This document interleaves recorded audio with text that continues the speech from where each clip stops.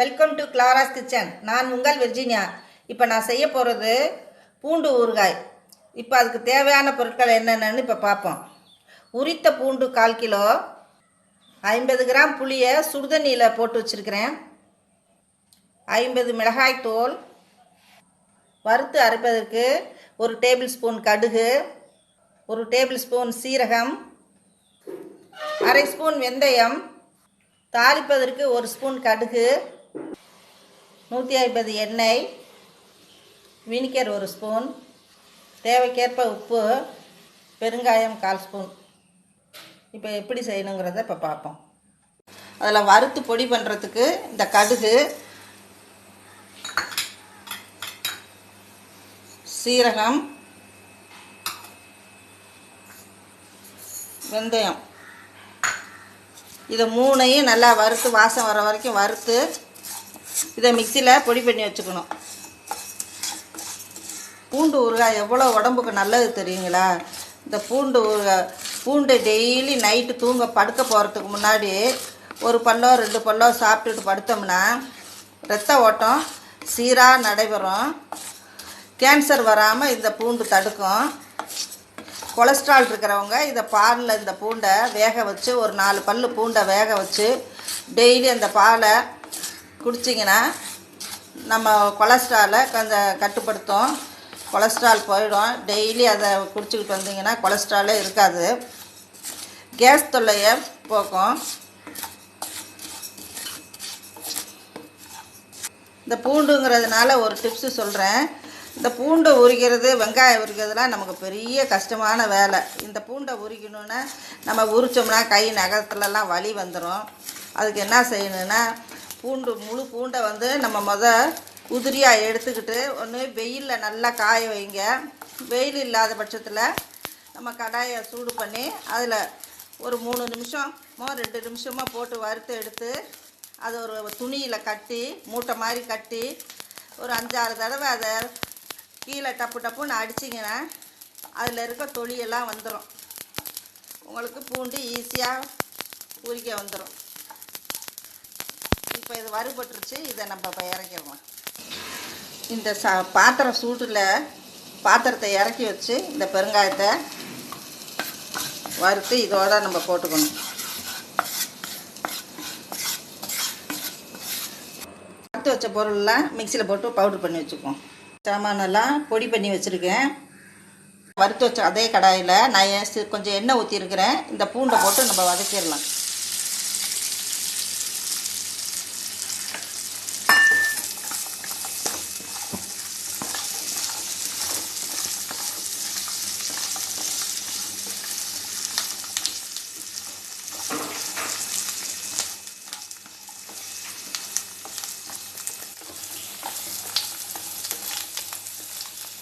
சில பேர் பூண்டு சாப்பிட்டா வாய் நாரும் அப்படிம்பாங்க. இந்த வாய் நாற்றத்தை பார்த்திங்கன்னா நம்மளோட உடம்புல இருக்க வியாதியை குணப்படுத்த முடியாது. பூண்டு சாப்பிட்டுட்டு வாயை கொப்பளிச்சுக்கோங்க.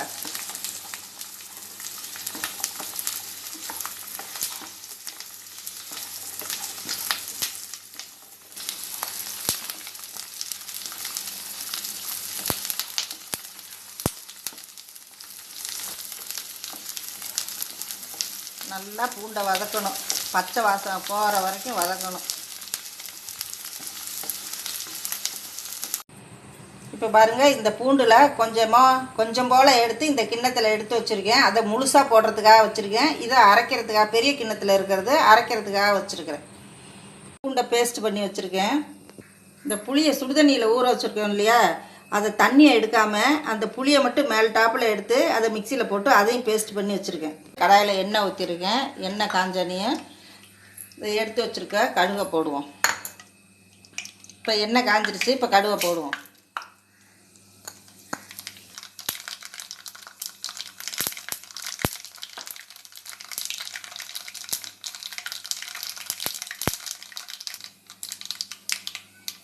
இப்போ கடுகு பொரிஞ்சிருச்சு. இப்போ நம்ம அரைச்சி வச்சுருக்க இந்த பேஸ்ட்டெல்லாம் இதில் போடுவோம். இந்த புளி பேஸ்ட்டையும் இதில் போடுவோம்.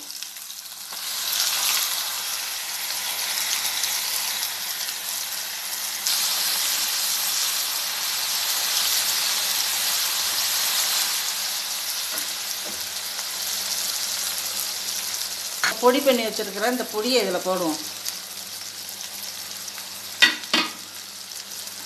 இந்த முழுசாக வச்சுருக்க பூண்டையும் இதோட போடுவோம். மிளகாய் தூளை போடுவோம்.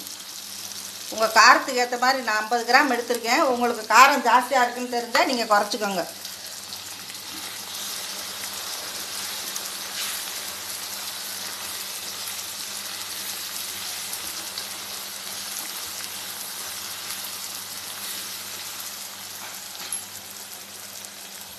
உப்பு போட்டுக்கலாம்.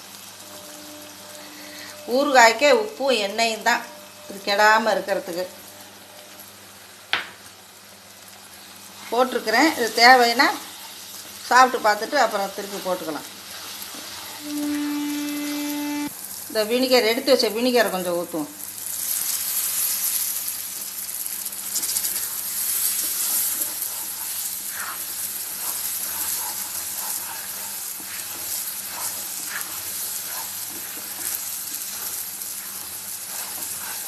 நான் வெல்லம் சிறிது போட்டிருக்கிறேன். இனிப்பான புளியாக இருந்தால் அது தேவையில்லை. நான் எப்போதும் இனிப்பு புளியில் தான் போடுவேன். இன்றைக்கி அந்த புளியில் கொஞ்சம் இனிப்பு கம்மியாக இருக்குதுன்னு நான் கொஞ்சம் வெல்லம் போட்டிருக்கேன். உங்களுக்கு தேவைனாலும் நீங்களும் வெல்லம் போட்டுக்கலாம். எண்ணெயெல்லாம் இப்போ தெளிஞ்சு வருது. இப்போ நான் இந்த பாகத்தில் நான் இறக்கிடுறேன். சுவையான பூண்டு ஊறுகாய் ரெடி ஆகிடுச்சு. நீங்களும் செஞ்சு பாருங்கள், சுவைத்து மகிழுங்கள்.